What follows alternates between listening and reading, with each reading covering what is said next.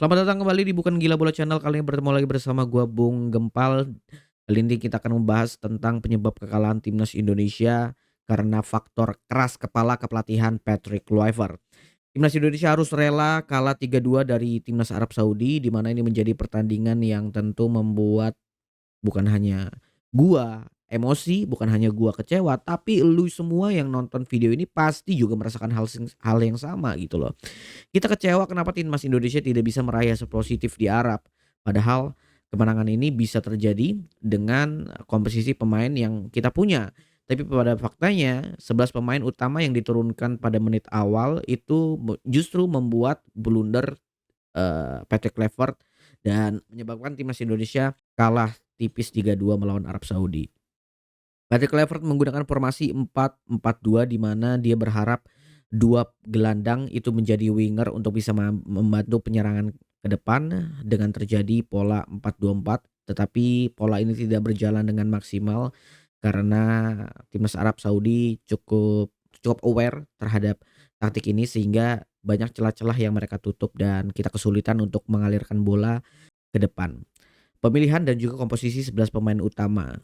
Patrick Kluivert menurut gua pada saat gua melihat, starting 11 itu gua melihat bahwa sebenarnya ada beberapa pemain yang ini harusnya nggak menjadi pemain utama dan bener aja feeling gua 11 pemain itu ada beberapa pemain yang justru malah menjadi blunder gitu loh.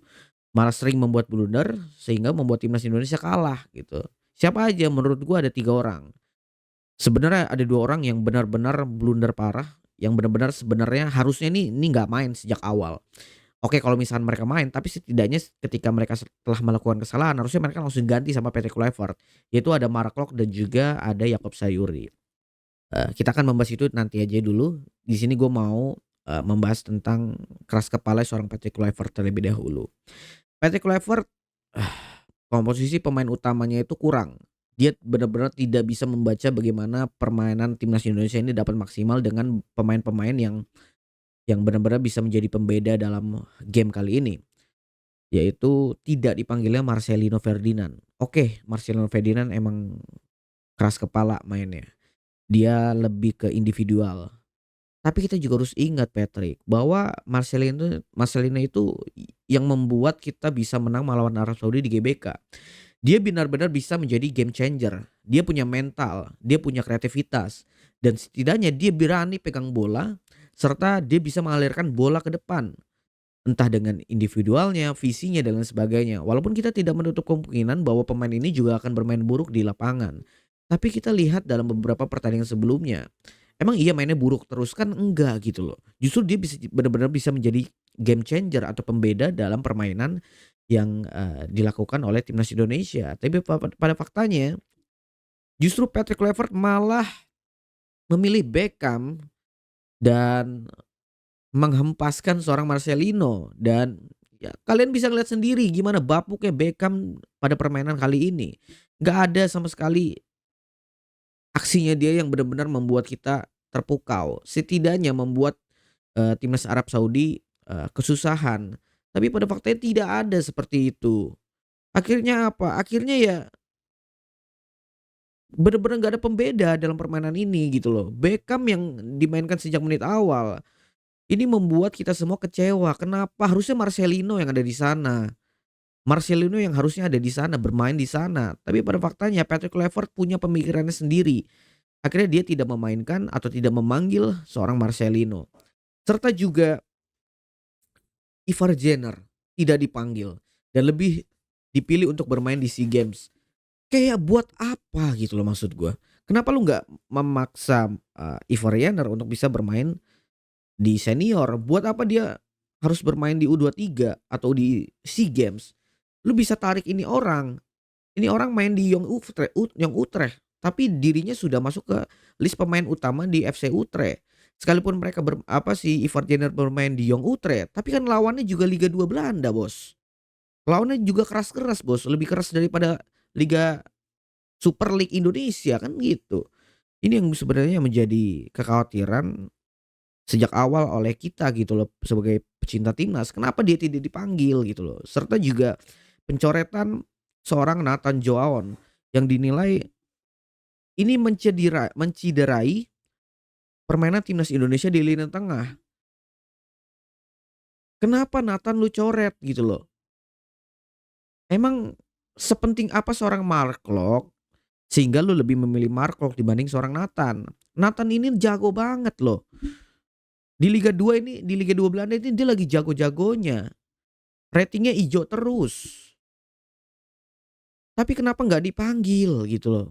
Maksudnya nggak dimasukin DSP, ini malah dicoret, Bos. Heran gua jujur. Terus juga lini tengahnya itu nggak jalan sama sekali. Yang tadi gue bilang Marco mainnya jelek banget, mainnya burik, tahu nggak?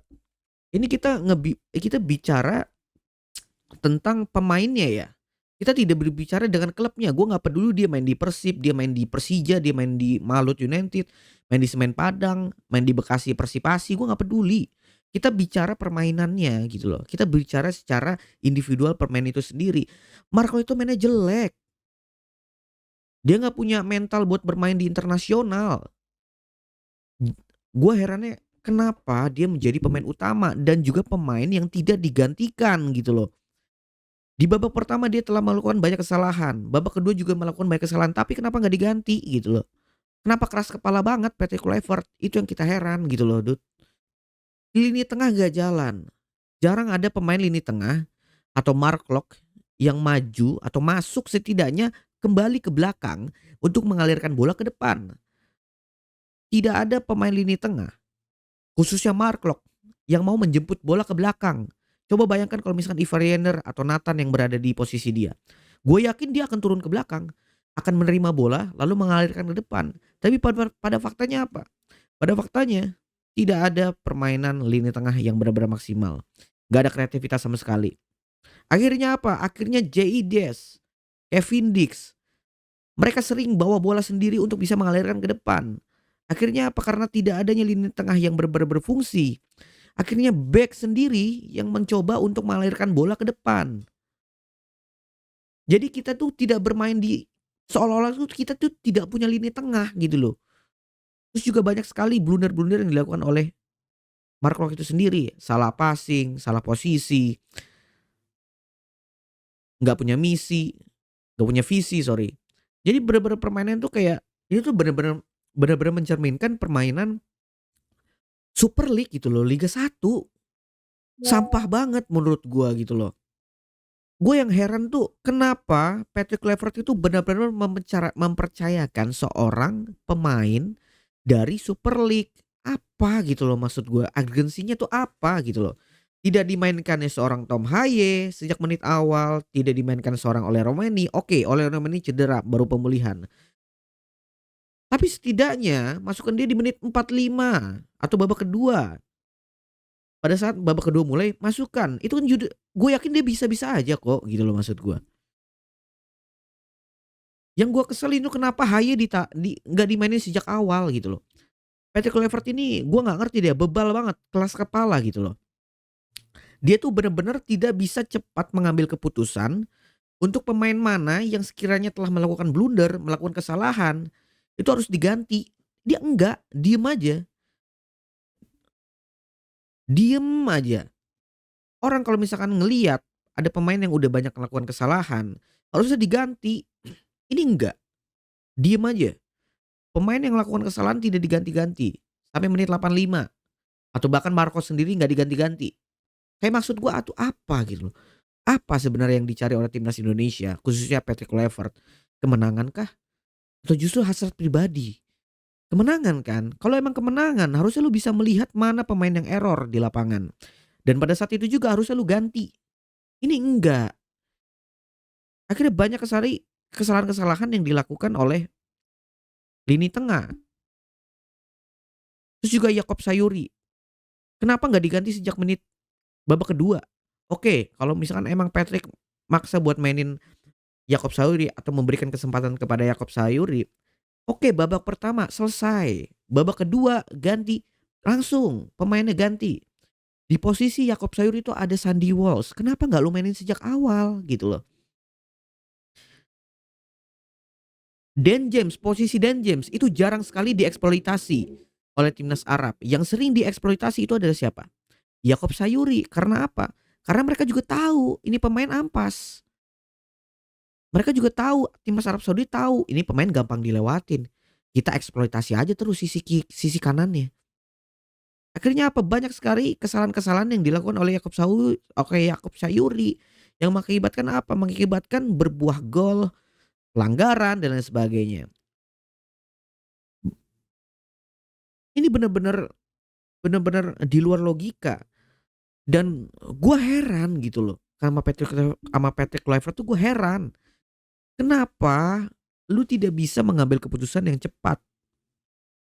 Lu udah ngelihat ini pemain salah, ini pemain blunder, harusnya lu ganti sekarang gitu loh. Tapi ini enggak.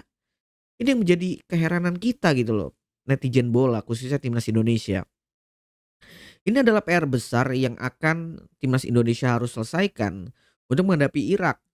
Kalau misalkan timnas Indonesia tidak melakukan evaluasi besar-besaran terhadap kesalahan-kesalahan yang telah mereka lakukan, maka Patrick Kluivert kuncinya satu, kalau lu tidak benar-benar mengevaluasi setiap kesalahan-kesalahan yang ada, terus juga lu tidak bisa benar-benar mengubah permainan yang diinginkan, kita suruh aja udah Patrick ngundurin diri. Tentu harapan kita adalah Patrick Kluivert dapat memaksimalkan setiap peluang yang ada serta membuat komposisi bermain yang jauh lebih efektif ketika melawan Irak. Karena bagaimanapun Patrick Kluivert itu punya hak gitu loh maksud gua. Dia tuh punya hak untuk menentukan siapa pemainnya. Dia punya hak untuk mengganti siapa pemain yang akan dimainkan. Jadi sebenarnya ini adalah kunci utamanya kesalahan ini adalah di Patrick Kluivert menurut gua. Itu adalah closing statement gua. Terima kasih, sampai jumpa di video berikutnya.